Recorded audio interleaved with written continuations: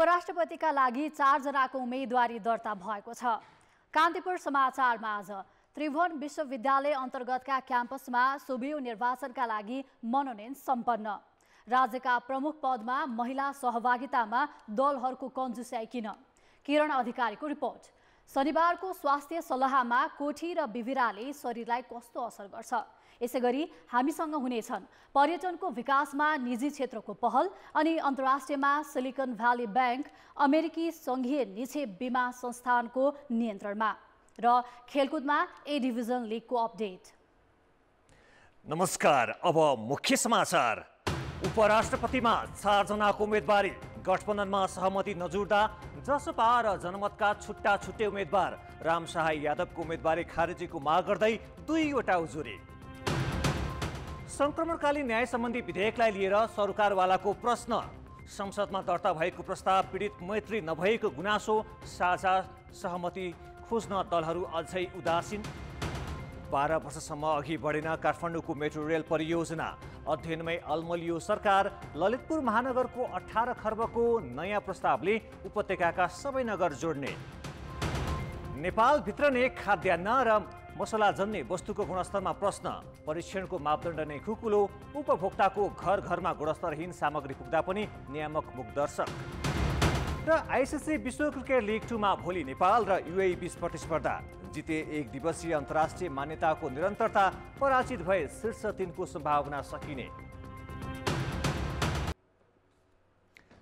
चैत 3 गते हुने उपराष्ट्रपतिको निर्वाचनको लागि 4 जनाले उम्मेदवारी दिएका छन्। गठबन्धन दलबाट 3 र नेकपा एमालेबाट 1 जनाको उम्मेदवारी परेको छ। गठबन्धन दलबाट जनता समाजवादी पार्टीका रामसहाय यादव र प्रमिला कुमारी यादवले उम्मेदवारी दिएका छन्। यस्तै सत्तामै रहेको अर्को दल जनमत पार्टीका तर्फबाट ममता झाले पनि उम्मेदवारी दर्ता गराएकी छन्। नेकपा एमालेका तर्फबाट उपाध्यक्ष अष्टलक्ष्मी साक्यले उम्मेदवारी दिएकी छन्। संसद भवन बानेश्वर स्थित निर्वाचन अधिकृतको कार्यालयमा पुगेर उनीहरूले उम्मेदवारी दर्ता गराएका हुन्।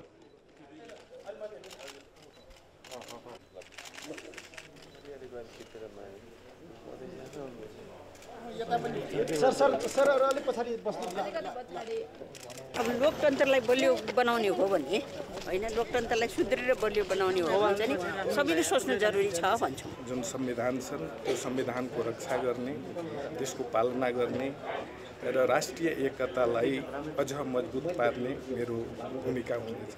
मेरो उम्मेदवारी जित्नको लागि हो। संविधानको मर्मलाई जुन छ एकदम जीवित राख्नको लागि, संविधानलाई जुन छ जीवित राख्नको लागि यो नोमिनेसन दिएछु। उपराष्ट्रपतिमा मनोनयनको लागि आज बिहान 9 बजेदेखि दिउँसो 2 बजेसम्मको समय तोकिएको थियो।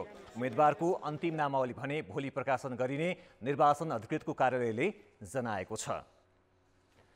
उपराष्ट्रपतिमा उम्मेदवारी दिएका मध्ये 3 जना महिला छन्। एमालेबाट उम्मेदवारी दिएका अष्टलक्ष्मी साक्य पार्टी उपाध्यक्ष हुन्।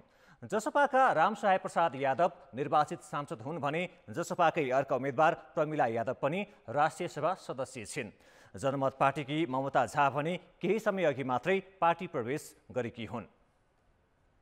गठबन्धन दलबाट उपराष्ट्रपतिको उम्मेद्वार बनेका रामसहाय प्रसाद यादव 12 क्षेत्र नम्बर 2बाट निर्वाचित सांसद हुन्। 2027 सालमा बाराको सिमरनगढमा जन्मिएका यादवले 2053 सालदेखि सद्भावना पार्टीबाट राजनीतिक यात्रा सुरु गरेका थिए। उनी पहिलो संविधान सभा निर्वाचन 2064 मा मधेसी जनअधिकार फोरम नेपालबाट समानुपातिक सांसद भए।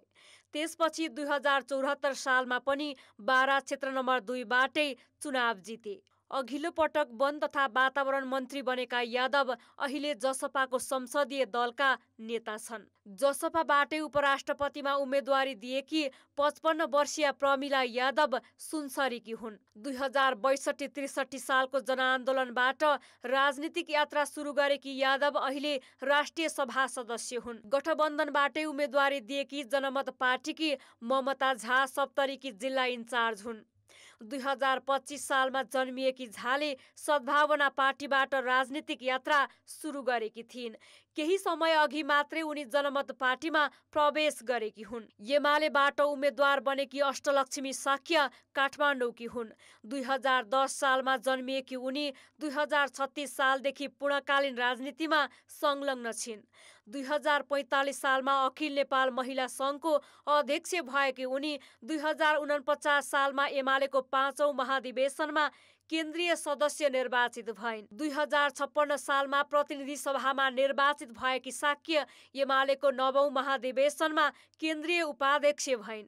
2059 सालमा शेरबहादुर देउवा नेतृत्वको सरकारमा उनी महिला बालबालिका तथा समाज कल्याण मन्त्री भइन्। गणतन्त्र स्थापनापछि 2065 सालमा उद्योग मन्त्री समेत बनिन्।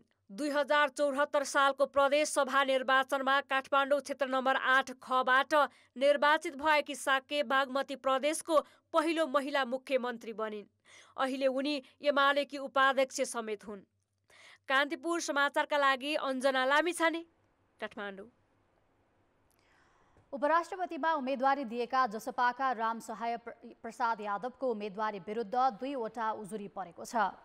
यादवको उम्मेदवारी विरुद्ध उपराष्ट्रपति पदकै उम्मेद्वार द्वय अष्टलक्ष्मी साक्य र ममता झाले निर्वाचन अधिकृतको कार्यालयमा उजुरी दिएका हुन्। एमालेको उपराष्ट्रपति उम्मेद्वार साक्यका तर्फबाट एमाले सांसद महेश बर्तौलाले उजुरी दर्ता गराएका हुन् भने जनमत पार्टीबाट उपराष्ट्रपति उम्मेद्वार ममता झाले पनि उजुरी दिएकी हुन्। दुवै उजुरीमा उपराष्ट्रपतिमा पुरुष निर्वाचित भइसकेकाले उपराष्ट्रपति पनि पुरुष हुन नहुने दावी गरिएको छ। उजुरीका लागि दिउँसो 3 बजेदेखि साँझ 6 बजेसम्म समय तोकिएको थियो। निर्वाचन अधिकृत महेश शर्मा पौडेलले उजुरीमाथि छानबिन गरी भोलि निर्णय सुनाइने बताए।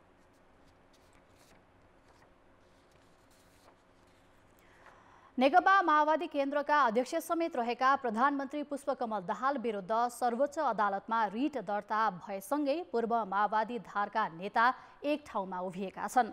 8 जिल्लामा विभाजित माओवादी घटक संक्रमणकालीन न्यायको कुरा उठ्न साथ एकै ठाउँमा देखिएका हुन्।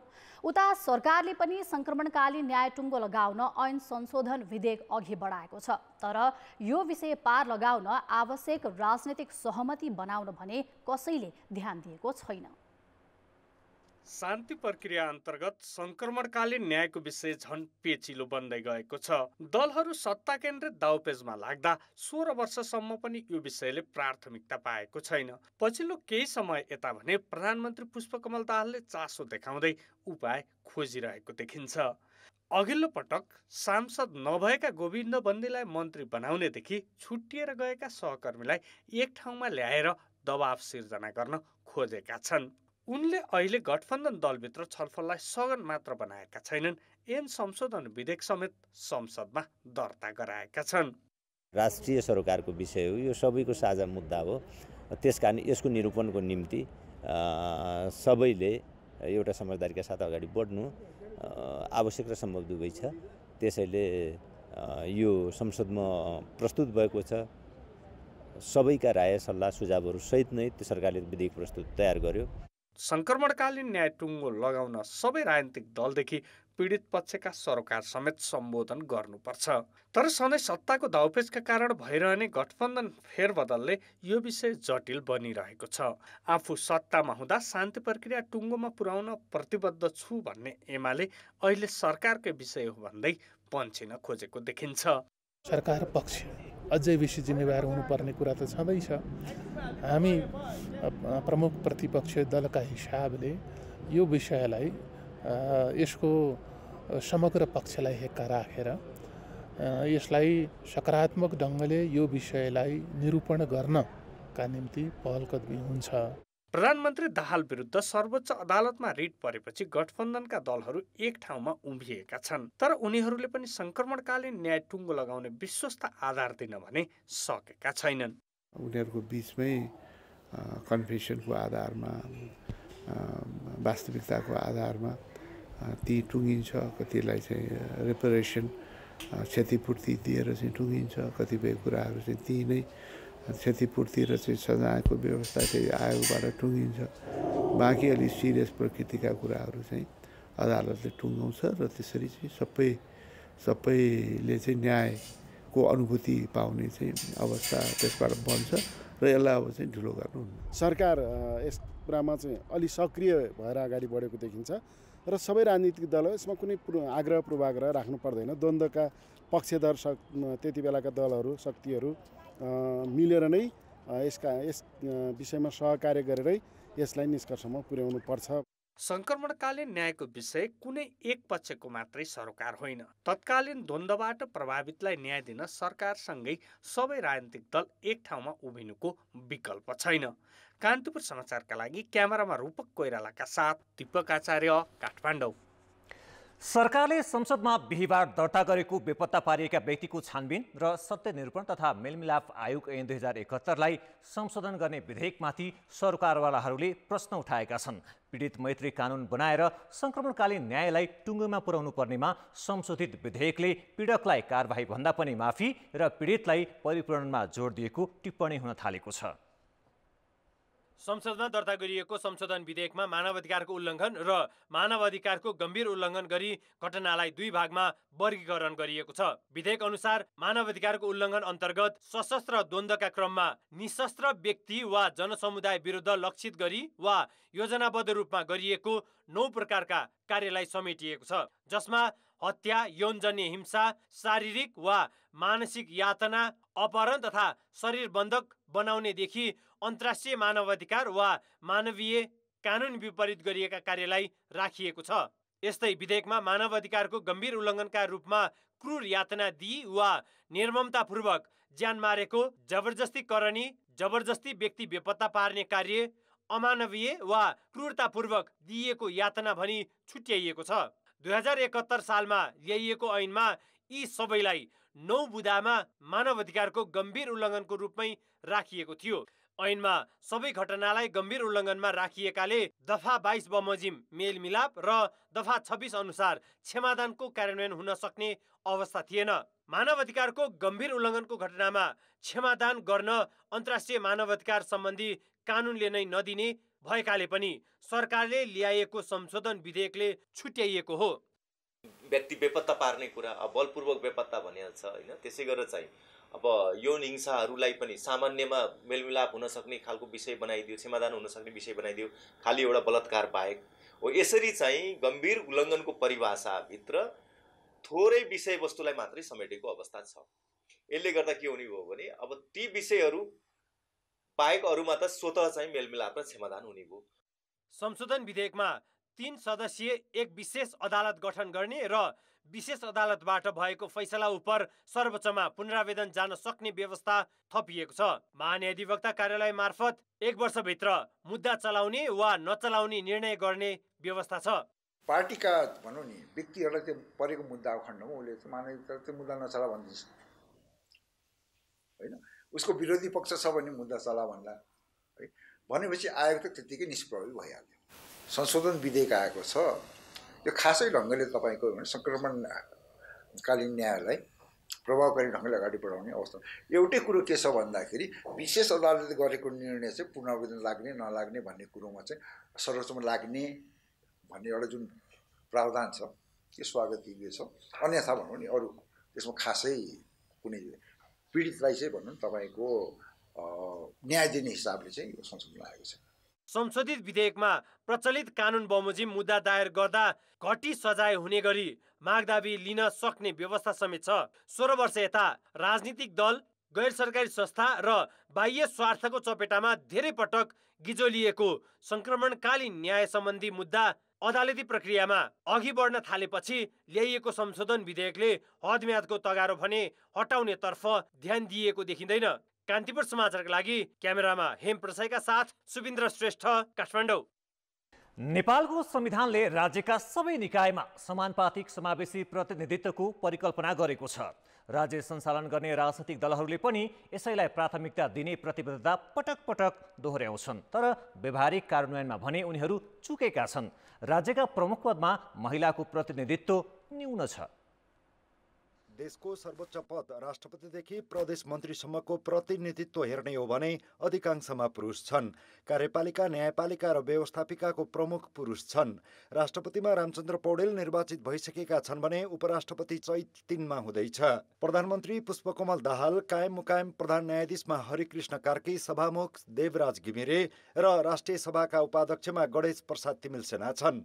उपसभामुख र राष्ट्रिय सभाको उपाध्यक्षमा मात्र महिला छन्। संघीय सरकारको 7 सदस्यीय मन्त्री परिषदमा 2 जना रेखा शर्मा र सुशीला श्रीपाइली मात्र महिला छन्। 7 वटै प्रदेशमा पुरुष मुख्यमन्त्री छन्। कोशी प्रदेशको 8 सदस्यीय मन्त्री परिषदमा 1, मध्य प्रदेशको 15 सदस्यीय मन्त्री परिषदमा 2, बागमती प्रदेशको 11 सदस्यीय मन्त्री परिषदमा 1 जना मात्र महिलाको प्रतिनिधित्व छ। त्यसैगरी 7 सदस्यीय मन्त्री परिषद रहेको गण्डकी, 11 सदस्यीय मन्त्री परिषद रहेको लुम्बिनी र 3 सदस्यीय मन्त्री परिषद रहेको सुदूरपश्चिममा महिलाको प्रतिनिधित्व शून्य छ। कर्णाली प्रदेशको मन्त्री परिषदमा 8 मध्ये 7 पुरुष छन्। मन्त्री परिषदमा मात्र होइन, प्रदेश र सभामुखमा पनि कर्णाली बाहेकका सबै प्रदेशमा पुरुष छन्। कर्णालीमा भने नन्दा गुरुङ सभामुख छिन्। राजनीतिक दलको व्यवस्थाका कारण मन्त्री परिषदमा महिलाको उपस्थिति कमजोर देखिएको हो। 33% महिला भनेर समानुपातिक लेखा त थिएन नि त। त्यसकारणले गर्दा त्यसबेला ऐनलाई संशोधन गर्नुपर्छ। महिला चाहिँ प्रत्यक्ष भने 50% टिकट दिनुपर्छ।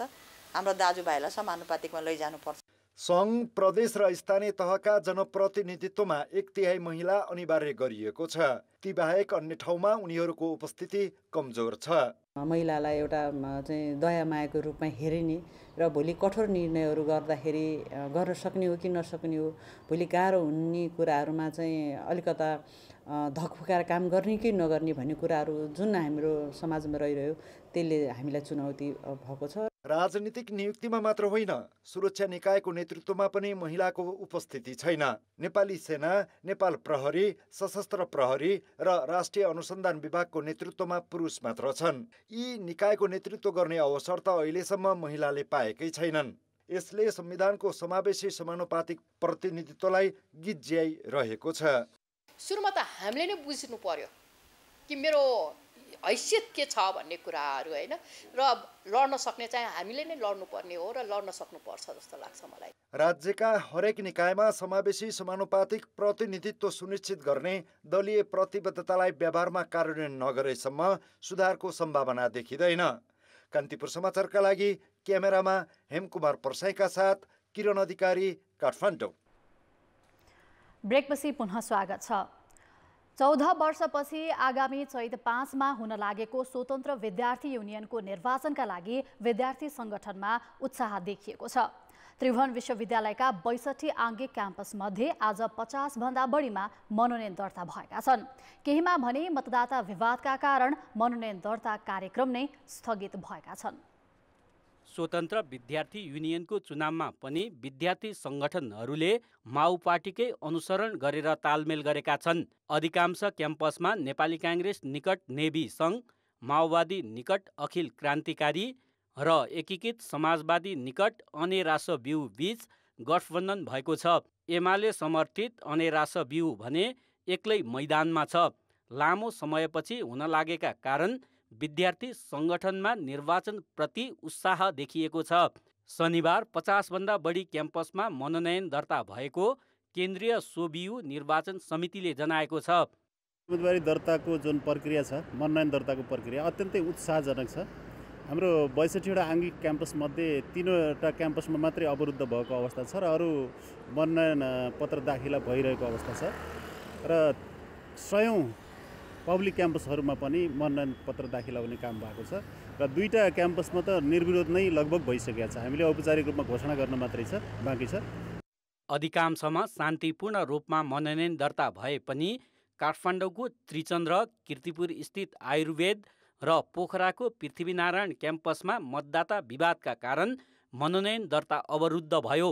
सोबियु निर्वाचन त विद्यार्थीकै निर्वाचन भएको हुनाले विद्यार्थीको हकहितमा जसले बोल्ने छ, जसले बोलेको छ, जसले सेवा गरेको छ उसैले नै जितोस्। जुन व्यक्तिले चाहिँ आफ्नो समस्याहरूलाई चाहिँ खुलेर राख्न सकियोस् अथवा कसैको अर्को समस्यालाई चाहिँ समाधान कसरी गर्न सकिन्छ, कसरी चाहिँ हामीले पछाडिको लागि फ्युचरमा चाहिँ कलेजको लागि राम्रो गर्न सकिन्छ भनेर एउटा निष्पक्ष रूपमा स्पष्ट किसिमको र हो मैले चाहिँ सबै विद्यार्थीको लागि गर्नुपर्छ भन्ने किसिमको कुनै पनि व्यक्ति चाहिँ यो सोभिमा आउनुपर्छ। काठमाडौँको प्रदर्शनी मार्ग स्थित रत्नराज्य लक्ष्मी क्याम्पसमा भने एकीकृत समाजवादी तथा एमाले निकट विद्यार्थी समूह बीच झडप हुँदा 3 जना घाइते भएका छन्। 200-300 फर्जी विद्यार्थी भर्ना गर्नुभयो। अब त्यो 200-300 फर्जी विद्यार्थीहरूले गर्दाखेरि सोभिउ निर्वाचनको मत परिणाममै प्रभाव पर्ने भयो। अब यसरी सोभिउ निर्वाचनलाई चाहिँ प्रभाव पार्ने गरी गरिएको भर्ना चाहिँ हामी विद्यार्थी सङ्गठनहरू जो संयुक्त विद्यार्थी सङ्गठनको हाम्रो यहाँ अहिले अलायन्स बनेको छ त्यो अलायन्सलाई यो निर्णय मान्ने छैन। धनकुटाको धनकुटा बहुमुखी क्याम्पस र गोर्खाको गोर्खा क्याम्पसमा भने सहमतिमा पदाधिकारी बाँडफाँड भएको छ। उम्मेदवार विरुद्ध दाबी विरोध तथा छानबिनका लागि आइतबारसम्मको समय दिएको छ। अन्तिम नावावली सोमबार प्रकाशन गरिने निर्वाचन समितिले जनाएको छ। कान्तिपुर समाचारका लागि जिल्ला सहकर्मी र क्यामेरामा विनोद कोजुका साथ पर्वतराज घिमिरे, काठमाडौँ। अब जनमतको अन्तिम परिणाम। जनमतमा हिजो हाम्रो प्रश्न थियो, सरकारी अस्पतालका चिकित्सकले निजी स्वास्थ्यमा काम गर्नुलाई के भन्ने? ए गलत प्रचलन, बी अनुगमन अभाव र सी क्षमताको सदुपयोग। जनमतको अन्तिम परिणाम यस्तो छ, ए गलत प्रचलनमा 42%, बी अनुगमन अभावमा 21% र सी क्षमताको सदुपयोगमा 37% मत प्राप्त भएको छ। अब आजको प्रश्न। जनमत हाम्रो प्रश्न छ, सोभियो निर्वाचनलाई निष्पक्ष बनाउन के गर्नु पर्ला? ए विद्यार्थीमा अनुशासन, बी दलीय हस्तक्षेप अन्त्य र सी नियमित निर्वाचन। जनमतको अन्तिम परिणाम भोलि साँझ 8 बजेको कान्तिपुर समाचारमा प्रसारण गर्नेछौँ। कृपया NEWS न्युज स्पेस AB वा सी टाइप गरी 34001 मा SMS गरी आफ्नो मत व्यक्त गर्नुहोला। समाचारमा पुनः स्वागत छ। 30 लाखभन्दा बढी मानिसको बसोबास रहेको काठमाडौँ उपत्यकामा दैनिक 20,000 सार्वजनिक यातायातका साधन गुड्छन्। 11 लाख व्यक्तिगत सवारी साधन छन्। यिनले उपत्यकाको सवारी व्यवस्थापनलाई अस्तव्यस्त बनाएका त छन् नै, ट्राफिक जाममा बित्ने उत्पादक समयको ह्रासले वार्षिक करिब $2.25 खर्बको नोक्सानी भइरहेको अनुमान छ। यी सबै समस्या समाधानको लागि मेट्रो रेलको अवधारणा आएको 1 दशकभन्दा बढी भयो, तर परियोजना अगाडि नै बढ्न सकेको छैन। सरकारले गौरवको आयोजनाको रूपमा राखेको मेट्रो रेल सञ्चालनका लागि रेल विभागसहित एसियाली विकास बैंक, जाइका तथा कोरियाली विकास नियोगहरूले विभिन्न समयमा सम्भाव्यता अध्ययन गरिसकेका छन्। आयोजनाका नाममा 12 वर्ष यता 30 करोड रुपैयाँ भन्दा बढी खर्च भइसकेको छ, तर परियोजना अहिलेसम्म अध्ययनमा मात्र सीमित छ। 2012 मा गरेको अध्ययनले चाहिँ जुन चिजहरू फोर्सी गरेको थियो त्यो कुरो अहिले हाम्रो DPR गर्ने कन्सल्टेन्टले गर्दै जाँदाखेरि त्यहाँ मेल खान सकेन। अब त्यसै हुनाले त्यो काममा चाहिँ व्यवधान भयो भनौँ न। DPR गर्ने कुरो व्यवधान भएपछि अब अहिलेको अवस्थामा त्यो DPR को ठेक्कालाई हामीले चाहिँ अन्त गरिसकेका छौँ। किनभने त्यसलाई हामीले ठेक्कालाई बिउताएर राखेर हामी गर्दैछौँ भनिरहेर चाहिँ टाइमको बर्बाद मात्रै हो भन्ने कुराहरू आएपछि हामीहरू त्यो ठेक्कालाई चाहिँ अन्त गरिसकेका छौँ। ललितपुर महानगर प्रमुख चिरिबाबु महर्जनले उपत्यकामा मेट्रो रेलको विकल्प नरहेको उल्लेख गर्दै फागुन 13 गते काठमाडौँ महानगरलाई प्रारम्भिक अवधारणा पत्र बुझाएपछि यो विषय पुनः चर्चामा आएको छ। काठमाडौँ उपत्यकाका सबै नगरपालिकालाई यातायात पहुँचको एउटै सूत्रमा जोड्ने उद्देश्यले तयार पारिएको एकीकृत शहरी यातायात विकास र मेट्रो रेल प्रवर्धन नामक अवधारणा पत्रमा 171.5 किलोमिटर लम्बाइको मेट्रो रेलको प्रस्ताव गरिएको छ, जस अनुसार 7वटा रुटको निर्माण लागत 18 अर्ब रहने अनुमान गरिएको छ। काठमाडौँ भ्यालीभित्र 2 महानगर र 16वटा नगरपालिकाहरू छन्। त्यसपछि बनेपा र धुलीखेल गरेर हामी यहाँ 20वटा पालिकाहरू छन्। यो 20वटा पालिकाले पनि एउटा सिड मनीको रूपमा हामी राख्नुपर्छ, चाहे त्यो चाहिँ अध्ययनको निमित्त किन नहोस् अथवा कन्स्ट्रक्सनको निमित्त किन नहोस्, यसको ओनरसिप हामीले लिनुपर्छ नम्बर 1। त्यो पछि यसको निमित्त चाहिँ नेपाल सरकारले पनि लगानी गर्नुपर्छ। तर नेपाल सरकारले लगानी गर्दाखेरि प्रफिट नाफा कमाउने उद्देश्य राखेर हुँदैन। यसमा चाहिँ यहाँको जुन एउटा ट्रान्सपोर्टेसन सिस्टम छ त्यसमा सहजीकरण हुनु भनेको नै सङ्घीय सरकारको निमित्त राम्रो हो, त्यही नै हो नाफा।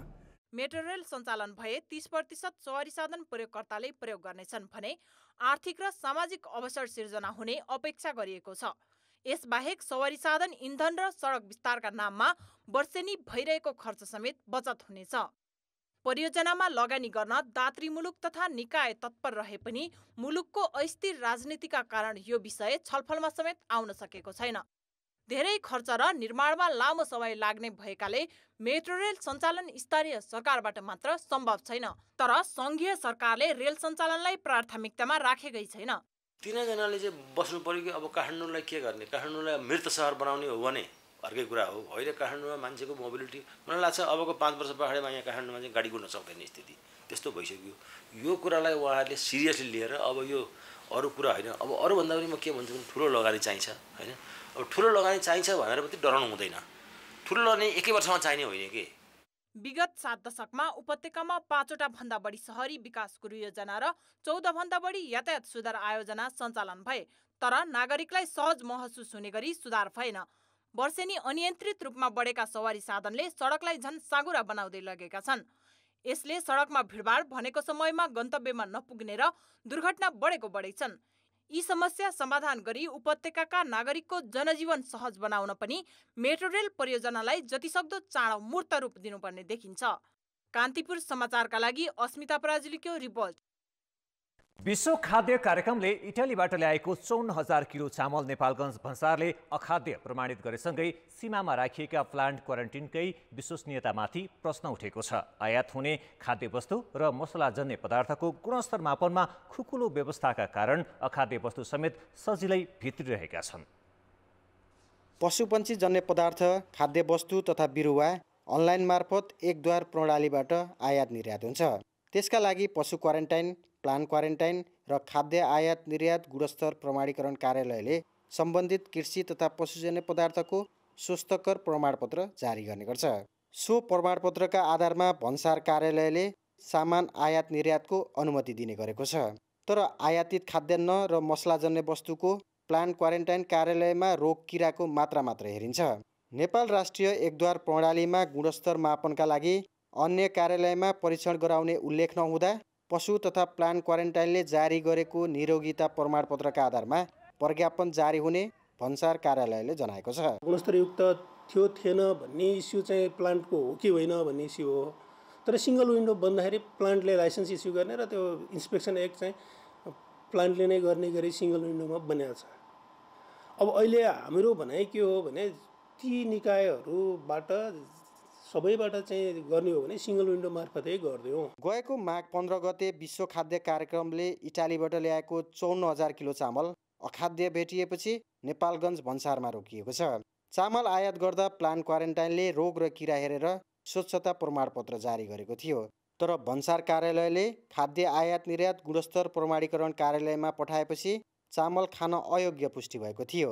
अहिले भारत तथा तेस्रो मुलुकबाट आउने अधिकांश खाद्य पदार्थको गुणस्तर मापन नगरी निरोगिता प्रमाणपत्र जारी हुने गरेको छ। प्रत्येक बालीको एचएस कोड फरक हुन्छ। त्यो बालीको एचएस कोड राख्ने बित्तिकै कुन चाहिँ प्लान्टले हेर्ने, कुन खाद्यले हेर्ने, कुन पशुले हेर्ने भने अलरेडी आफ्नै तरिकाले निर्धारण भएर जान्छ। त्यो अनुसार हाम्रोमा जुन आएको हुन्छ त्यो हामीले आफ्नो हिसाबले रोग किरा ढुसी झारपात त्यसमा छ कि छैन, नेपालको जैविक विविधतालाई असर गर्ने कुनै पनि किसिमको त्यस्तो वस्तुहरू छ कि छैन भनेर निर्क्युल गरे पश्चात मात्रै हामीले चाहिँ नेपालमा आउन दिन्छौँ। आयात निर्यात प्रक्रियालाई सहज बनाउन विश्व ब्याङ्कको सहयोगमा नेपाल राष्ट्रिय एकद्वार प्रणाली लागू भएको हो। सुरुमा केही खाद्य वस्तुको निरीक्षण, प्रमाणीकरण तथा सिफारिस दिने निकाय प्लान क्वारेन्टाइन कार्यालय मात्र थियो।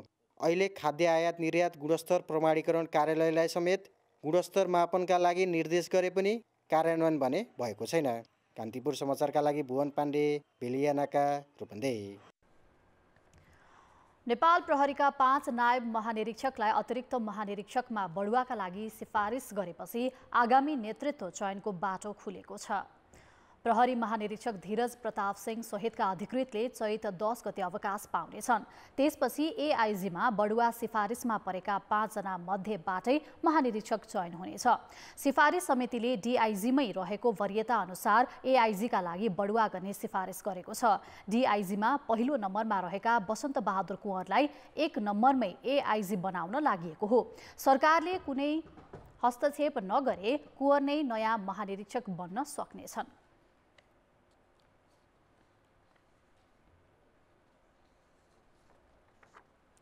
अब शनिबारको स्वास्थ्य सल्लाह। तपाईको शरीरमा मुसा, कोठी लगायतका बिविरा छन् भने कतै नकारात्मक असर पो परिरहेको छ कि भन्ने चिन्ता लाग्नु स्वाभाविक हो। यसै विषयमा पाटन अस्पतालका छाला रोग विशेषज्ञ डाक्टर विकास पौडेलसँग सहकर्मी कृपाल गौतमले कुरा गरेका छन्। बिरामीहरू चाहिँ शरीरमा विभिन्न किसिमको बिमिरा पलाएर आएको भन्नुहुन्छ। त्यसमा चाहिँ हामीले धेरै देखिने भनेको चाहिँ एउटा कोठी हो र अर्को भनेको मुसा, है त। एउटा कोठी, एउटा मुसा। कोठी भनेको चाहिँ विभिन्न रङका, कालोदेखि रातो र विभिन्न रङहरूमा भएको हुन्छ। यो भनेको चाहिँ रङ बनाउने सेल्सको कोषको कुनै एउटा ट्युमर हो। यो सामान्य सानोदेखि ठुलोसम्म हुनसक्छ। अर्को भनेको मुसा, अर्थात् यो चाहिँ छालामा कुनै मासु पलाएकोलाई मात्रै पनि मुसा भनिन्छ सामान्य भाषामा। अर्को भनेको चाहिँ भाइरस अथवा कीटाणुको सङ्क्रमणले गर्दा हुने पनि मुसा हुन्छ। तिनीहरू दुईटा नितान्त फरक कुरा हो। दुईटालाई मुसा भनिन्छ, तर एउटा मुसा चाहिँ सर्छ, जुन चाहिँ भाइरसले गरेको मुसा सर्छ, र अर्को घाँटीमा काखीमा आउने जुन मासु पलाएको चाहिँ सर्दैन। जस्तो यिनीहरू चाहिँ यो मुसा कोठीहरू चाहिँ कतिको घातक हुन्छ हुँदैन, के हुन्छ? सामान्य कोठीहरू घातक हुँदैन, हैन। यिनीहरूको शरीरभरि भए पनि फरक पर्दैन। तर ती कोठीमा परिवर्तनहरू आउन थाल्यो भने चाहिँ तिनीहरू चाहिँ घातकतिर अलिकति मोडिएको हो कि भन्ने हुनसक्छ। अर्को भनेको शरीरमा आउने जुन अघि भनेको जुन मुसाहरू भन्यौँ नि हामीले, स्किन ट्याग अथवा त्यो नरम छाला मासु पलाएको भन्यौँ नि, यिनीहरू केही पनि घातक हुँदैनन्। तर अघि भनेको जुन वार्ट अथवा कीटाणु भाइरसले गरेको जुन मुसा छ नि, त्यो चाहिँ सामान्य हुँदा त्यसले केही गर्दैन। घातक नभए पनि सर्न चाहिँ सक्छ। एकदम रेयरली ती मुसाहरू चाहिँ क्यान्सरमा पनि जान सक्छन्। यो चाहिँ कुन बेला घातक हुनसक्छ? रङ बनाउने सेलको कोठीहरू जुन हाम्रो शरीरमा देखिन्छौँ नि, होइन, कालो रङकोहरू हुन्छ, तिनीहरूको आफ्नो आकार प्रकारमा, तिनीहरूको सेप सर्फेसमा अथवा तिनीहरूको बनोटमा, अथवा एकदम साइज एकदमै ठुलो भयो, त्यसको आकार प्रकार एकदमै ठुलो हुँदै गयो, त्यहाँबाट रगत आउन थाल्यो, दुख्न थाल्यो, अथवा हेर्दाखेरि चाहिँ अरूभन्दा अलिक फरक किसिमको देखिन थाल्यो भने ती कोठीहरू चाहिँ क्यान्सरमा परिवर्तन भएको हुनसक्छ। र यदि त्यस्तो छ भने तिनीहरू एकदमै घातक हुन्छन्, ज्यान पनि लिन सक्छन्, एक नम्बर। अर्को भनेको अघि हामीले मुसा भन्यौँ नि, जुन भाइरस इन्फेक्सन अथवा वार्ट भन्छौँ नि, तिनीहरू चाहिँ कहिले घातक हुन्छन् भने तिनीहरू चाहिँ यौन अङ्गमा अथवा महिलाको पाठेघरको त्यो मुखमा तिनीहरूले चाहिँ क्यान्सर पनि गराउन सक्छन्, है त। ती क्यान्सर गराउन सक्यो भने चाहिँ त्यो क्यान्सरको कारणले गर्दा चाहिँ घातक हुनसक्छ। यस्तो देखियो भने कुन बेला अस्पताल जाने, कुन बेला आफै घरमा उपचार गराउने अथवा केही नगर्ने? तपाईँलाई त्यो चिजले समस्या गरेको छैन, दुख्दैन, पोल्दैन, चिलाउँदैन र त्यसको आकार प्रकारमा कुनै पनि परिवर्तन भएको छैन भने त्यसलाई अहिले तुरुन्तै अस्पताल जानुपर्ने नहुन सक्छ। तर अघि भनेको कुराहरू आकार प्रकार बढ्दै गयो, दुख्न थाल्यो, हेर्दाखेरि त्यसमा रङ परिवर्तन हुन थाल्यो, हैन, एकदम छिटो बाहिरसम्म फैलिन थाल्यो भने चाहिँ तुरुन्तै अस्पताल जानुपर्ने हुनसक्छ। मुटुरोगको उपचारमा सुरुवाती अवस्थादेखि हालसम्म भएका परिवर्तन र सुविधालाई समेटेर वरिष्ठ मुटुरोग विशेषज्ञ डाक्टर अवनी भूषण उपाध्यायले लेखेको पुस्तक मुटुसँग सहयात्रा आज लोकार्पण भएको छ। उपाध्यायले आफ्नो 40 वर्षीय चिकित्सक अनुभवमा आधारित रहेर कृति तयार पारेका हुन्। 4 दशकमा मुटुरोग तथा उपचारमा आएका परिवर्तन पुस्तकमा समावेश गरिएको छ।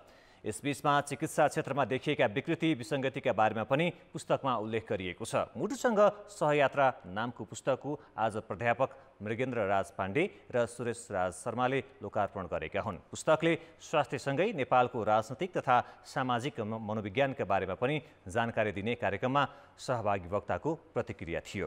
अर्थ र विकास। नेपालको अर्थतन्त्र विकासको प्रमुख आधार हो पर्यटन।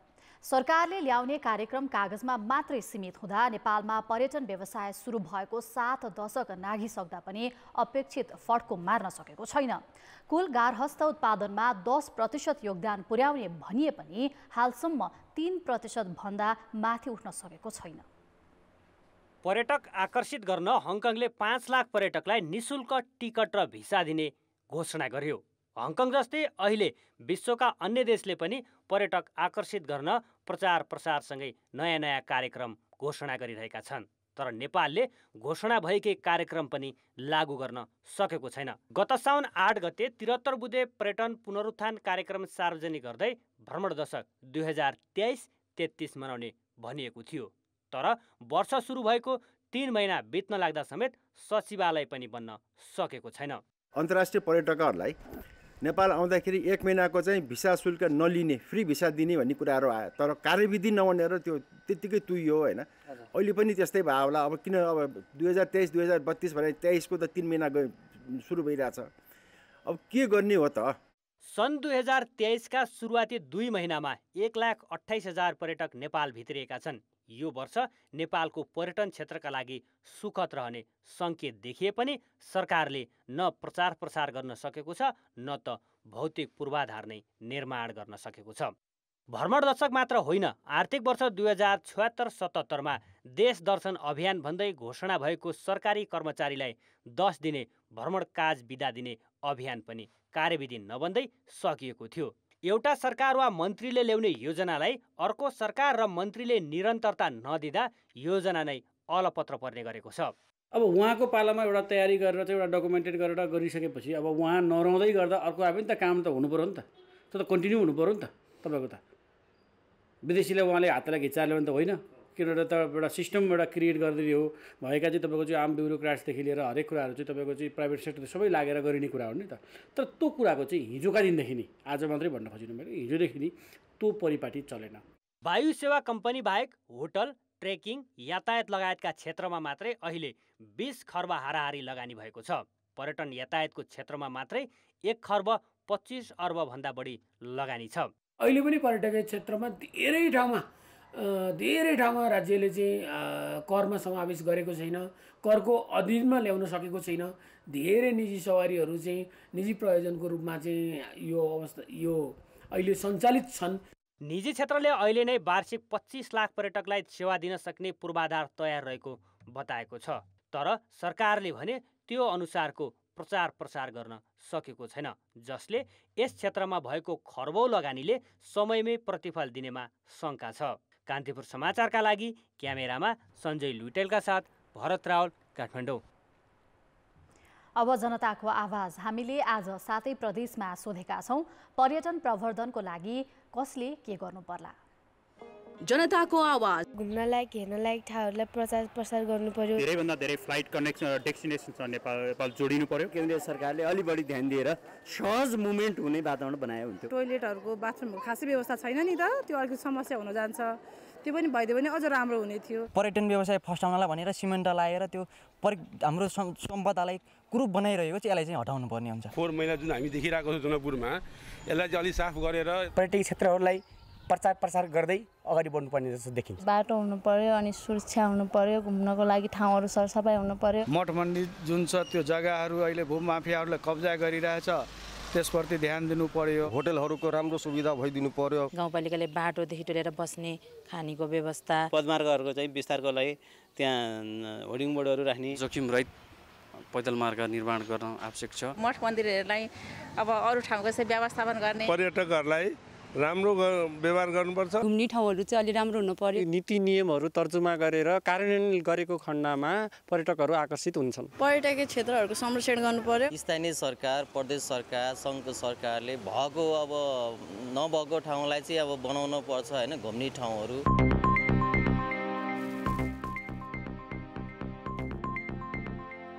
अब अन्तर्राष्ट्रिय समाचार। अमेरिकामा वित्तीय सङ्कटका कारण बन्द भएको सिलिकन भ्याली बैंकलाई अमेरिकी सङ्घीय निक्षेप बीमा संस्थान FDICले नियन्त्रणमा लिएको छ।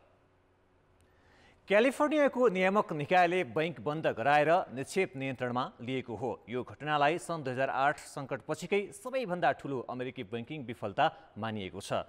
उक्त वर्ष वासिङ्टन म्युचुअल टाट पल्टिएको थियो। बुधबार बैंकले घाटापूर्तिको लागि ठूलो हिस्सामा सेयर बेचेको र करिब 2 अर्ब 25 करोड डलर बराबरको नयाँ सेयर बेच्ने घोषणा गरेको थियो। उक्त घोषणापछि ठूला सेयर होल्डर र निक्षेपकर्ताले लगानी र बचत फिर्ता लिन सुरु गरेका थिए। सङ्घीय रिजर्भ बैंकले गत वर्ष ब्याज दर वृद्धि गरेपछि बैंकको स्थिति खस्किएको बताइएको छ। खेलकुद समाचार। कान्तिपुर खेलकुद समाचारमा स्वागत छ। आइसिसी विश्व क्रिकेट लिग 2 मा नेपालले भोलि युएईसँग प्रतिस्पर्धा गर्दैछ। भोलिको खेल जिते नेपालको 1 दिवसीय अन्तर्राष्ट्रिय मान्यताले सन् 2027 सम्म निरन्तरता पाउनेछ। जारी सिरिजमा नेपाल लगातार दोस्रो जित हात पार्ने लक्ष्यमा छ। पहिलो खेलमा पपुवा न्युगिनीलाई 52 रनले पराजित गर्दा आसिफ शेखले शतकीय इनिङ्स खेलेका थिए। उत्कृष्ट फर्ममा रहेको नेपाल ओडिआई जोगाउनबाट मात्र 1 जितले पछि छ। नेपाल 33 खेलबाट 34 अङ्कसहित तालिकाको 5औं स्थानमा छ। युएईलाई हराए नेपाल अमेरिकालाई उछिन्दै 4थो स्थानमा उक्लनेछ। अमेरिकाको 36 खेलबाट 35 अङ्क छ। हारले भने ओडिआईका लागि अर्को खेल कोर्नुपर्नेछ भने शीर्ष 3 मा रहँदै सिधै एकदिवसीय विश्वकपको ग्लोबल छनौट खेल्ने सम्भावना समाप्त हुनेछ। तेस्रो स्थानमा रहेको नामिबियाको 39 अङ्क छ। त्यसैले नेपालका लागि भोलिको खेल महत्त्वपूर्ण हुनेछ। मोन्टे देसाईको प्रशिक्षणमा रहेको नेपालले लिग 2 का पछिल्ला 9 खेल मध्ये 8 खेलमा जित हात पारेको छ। एक साता अघि भएको सिरिजमा युएई माथि नेपालले 1 मा जित र 1 मा हार बेहोरेको थियो। युएई भने खराब फर्मबाट गुज्रिरहेको छ। आफ्नो पहिलो खेलमा पिएनजीसँग 56 रनले हारेको उसको ओडिआई समेत सङ्कटमा छ। युएईले भोलिको खेल गुमाए ओडिआई जोगिने सम्भावना गणितीय रूपमा मात्र बाँकी रहनेछ। बाँकी 2 खेल जिते 35 अङ्क जोड्दै अमेरिकासँग बराबरी हुनेछ। तर नेट रन रेटमा अमेरिका अगाडि रहेकोले युएईलाई फराकिलो अन्तरको जित आवश्यक पर्नेछ। आज पानी परेकोले वर्षाले भोलिको खेल प्रभावित हुने आशंका पनि छ। मौसम पूर्वानुमान महाशाखाले भोलि वर्षाको सम्भावना नरहेको बताएको छ। कीर्तिपुर स्थित टियु मैदानमा हुने खेल बिहान 9:30 बजेपछि सुरु हुनेछ। यसअघि सन् 2022 मा टियुमै भएको 3 खेलको ओडिआई सिरिज नेपालले 2-1 ले जितेको थियो। शहीद स्मारक ए डिभिजन लिगमा एपीएफ क्लब र जावलाखेल युथ क्लबले गोलरहित बराबरी खेलेका छन्। 10 खेलाडीमा समेटिएको एपीएफले जावलाखेललाई रोक्दै अङ्क खोसेको हो। त्रिपुरेश्वर स्थित दशरथ रङ्गशालामा दुवै टोलीले गोलका धेरै अवसर खेर फाले। 18औं मिनेटमा जावलाखेलका अब्दुल अजिजको फ्रीकिकमा राहुलले बनाएको अवसर एडमा डोम्बिया पेपेले क्लियर गरे। 24औं मिनेटमा फोडे फोफानाको कमजोर प्रहार एपीएफका गोलरक्षक एन्जल श्रेष्ठले सहजै नियन्त्रणमा लिए। 33औं मिनेटमा कप्तान नवीन लामाको पासमा हरि कार्कीको प्रहार बाहिरिएपछि एपीएफले मौका गुमायो। 39औं मिनेटमा प्रदीप लामाको सशक्त प्रहार अनिस देउलाको हातमा टच गर्दै बारमा लागेर बाहिरिएको थियो। 48औं मिनेटमा हरि कार्कीको हेडर देउजाले रोकेपछि एपीएफले सुनौलो मौका गुमायो। 69औं मिनेटमा एपीएफ 10 खेलाडीमा समेटियो। हिसोप थपलियामाथि फल गरेपछि डोम्बियाले पहिलो कार्ड सामना गरे। रेफ्रीको निर्णयमा असन्तुष्टि राख्दै विवाद गरेपछि पुनः अर्को पहिलो कार्ड सामना गर्दा उनी बाहिरिन पुगे। 10 खेलाडीमा समेटिए पनि एपीएफ जावलाखेललाई बराबरीमा रोक्न सफल भयो। जावलाखेलले यसअघिका दुवै खेलमा जित हात पारेको थियो। एपीएफले भने साधोबाटोसँग पराजित हुँदा 3 स्टारलाई पराजित गरेको थियो। साधोबाटो युथ क्लबले शहीद स्मारक ए डिभिजन लिगमा लगातार तेस्रो जित हात पारेको छ। साधोबाटोले तेस्रो चरणमा फ्रेन्च क्लबलाई 1-0 ले पराजित गर्यो। त्रिपुरेश्वर स्थित दशरथ रङ्गशालामा साधोबाटोले कुपन्डोलको फ्रेन्च विरुद्ध कठिन सङ्घर्ष गरेको थियो। खेलको 44औं मिनेटमा फ्रेन्चले शक्तिशाली 3 मौका बनाए पनि गोल गर्न सकेन। रफिक अमिनुको प्रहार नरेन्द्र चौधरीले क्लियर गर्दै खतरा टारे। त्यही बलमा प्राप्त कर्नरमा रफिक एमिनुको हेडरलाई सुशील लामाले रोकेका थिए। रिबाउन्डमा प्रकाश बुढाथोकीले तेस्रो पटक गरेको प्रयास अब्दुल अबोबले ब्लक गरे। दोस्रो हाफमा पनि दुवै टोलीले केही अवसर गुमाए। इन्जुरी समयमा साधोबाटोले प्रभाव जमायो। निरज चौधरीले मिलाएको पासमा दीपक सिंह ठकुरीले 2 डिफेन्डरलाई बिट गर्दै गोल गरे। ललितपुरे क्लबको यो लगातार तेस्रो जित हो। साधोबाटोले यसअघि एनआरटी र एपीएफलाई पराजित गरेको थियो। फ्रेन्चको भने लिगमा दोस्रो हार हो। पहिलो खेल खुमलटारसँग हारेको फ्रेन्च दोस्रो खेलमा 3 स्टारसँग 3-3 गोलको बराबरीमा रोकिएको थियो। सङ्कटा क्लबले शहीद स्मारक ए डिभिजन लिगमा पहिलो जित दर्ता गरेको छ। सङ्कटाले विभागीय टिम नेपाल पुलिसलाई 3-0 ले पराजित गरेको हो। ललितपुरको च्यासल मैदानमा सङ्कटाले खेलको 12औं मिनेटमा अग्रता लियो। खेलमा सृजना गरेको पहिलो अवसरमै सङ्कटा गोल गर्न सफल भयो। सुनील श्रेष्ठको पासलाई गणेश हमालले डिबक्सभित्रबाट चिप सट खेल्दै गोल गरेका हुन्। लगत्तै अर्को मिनेटमा आन्द्रे थियरीको प्रहार आकाशिएको थियो। 17औं मिनेटमा पुलिसले फ्री किकको मौका पायो तर बुद्ध तामाङको प्रहारले सही दिशा लिएन। 22औं मिनेटमा नियमित कप्तान रामचन्द्र वजी घाइते भएपछि पुलिसको कप्तानी भरत शाहले सम्हालेका थिए। 42औं मिनेटमा बुद्ध तामाङको क्रस कप्तान भरतले भेट्टाउन नसकेपछि पुलिसले बराबरीको मौका खेर फाल्यो। दोस्रो हाफको सुरुवातमा दुवै टोलीले पर्याप्त मौका बनाउन सकेनन्। 76औं मिनेटपछि परिवर्तित कप्तान भोला सिलवालले मिडफिल्ड सम्हाल्दा पुलिसले आक्रमण बढायो तर त्यसको 4 मिनेटपछि टिम दोस्रो गोल बिहोर्न पुग्यो। मनिष डागेको क्रस पुलिसका डिफेन्डरले क्लियर गर्ने प्रयास गर्दा रोशन पहाडीले झन्डै 30 यार्ड टाढाबाट हानेको हाफ भलीले जाली चुम्यो। 86औं मिनेटमा सङ्कटाका सुरज ज्यू ठकुरीले आकर्षक गोल गर्दै टिमको अग्रता 3-0 बनाए। मनिषको पासमा सुरजले बक्स बाहिरबाट हानेको सट गोल भएको थियो। 89औं मिनेटमा मनिषले बक्स बाहिरबाट प्रयास गर्दा गोलरक्षक शत्रुघ्न कुमार चौधरी बाधक बने। लिगमा सङ्कटाको यो पहिलो जित हो। पहिलो खेलमा आर्मीसँग गोलरहित बराबरी खेलेको सङ्कटा दोस्रो खेलमा मनाङ मर्स्याङजीसँग हारेको थियो। पुलिस भने अहिलेसम्म अङ्कविहीन छ। 7औं संस्करणको राष्ट्रिय होराइजन रनिङ कप बास्केटबलको उपाधि त्रिभुवन आर्मी क्लबले जितेको छ। आर्मीले अर्को विभागीय टिम नेपाल पुलिस क्लबलाई पराजित गर्दै उपाधि उचालेको हो। धरान 17 स्थित बास्केटबल कोर्टमा सम्पन्न फाइनलमा आर्मी 170 स्कोरले विजयी भयो। पछिल्ला 3 संस्करण नै प्रतियोगिताको फाइनल खेलेको आर्मी 5औं संस्करणमा च्याम्पियन बनेको थियो। गत संस्करणमा भने आर्मी उपविजेतामा सीमित भयो। उपाधिसँगै आर्मीले नगद 1,11,000 हात पार्यो। आर्मीका निश्चल महर्जन प्रतियोगिताको सर्वोत्कृष्ट खेलाडी घोषित भए। आर्मीकै पूर्णबहादुर खड्का उत्कृष्ट कोच बन्दा उदयमान खेलाडी आयोजक होराइजन क्लबका सर्वधन राई घोषित भएका छन्। खेलको समाचार अहिलेलाई यति नै। अब मौसम सम्बन्धी जानकारी।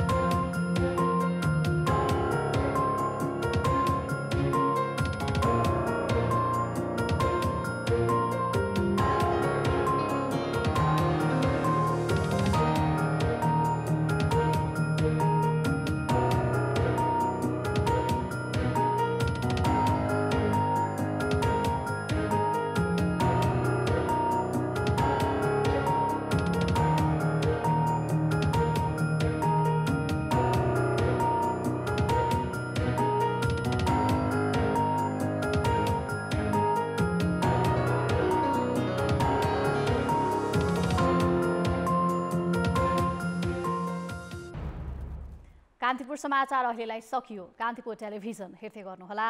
नमस्ते।